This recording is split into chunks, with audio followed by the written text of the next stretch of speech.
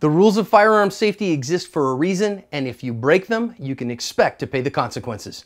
Hi everyone, this is John with today's active self-protection lesson.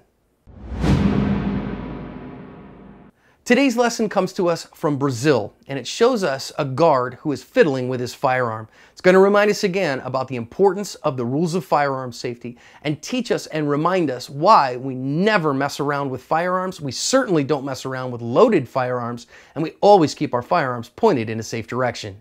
This guard has his gun in his hand and he is futzing around with his gun, and you can see him here. He's got it pointed at his leg and he is thumbing the hammer and then spinning the cylinder. And guys, we say this all the time, we practice the rules of firearm safety for a reason, and we're about to see why. He's going to try to do that again and shoots himself in the leg in doing so. And you know what? Stupid is as stupid does. Let's learn a couple of lessons here. Number one, don't futz with your gun. If you have a gun, if you are carrying a firearm, do not handle your firearm. Administrative handling of your firearm is when negligent discharges happen. Second of all, we always follow the rules of firearm safety. You can see what he's doing there is that he is trying to drop the hammer on a loaded chamber and administratively, drop the hammer on that gun. But you notice he's pointing it at his femoral artery and femoral nerves. And you always keep a firearm pointed in a safe direction. That's the first rule of firearm safety. And because he does not do that, and because he's willing to mess around with a firearm, it slips and he doesn't keep that, the hammer back appropriately, and it goes off right into his leg, and that's right where his femoral artery is,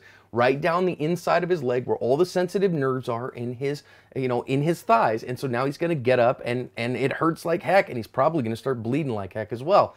One more reminder in this, you got to have your first aid skills strong. Don't know how badly he's bleeding here, but this is a great reason to have a tourniquet, first aid skills.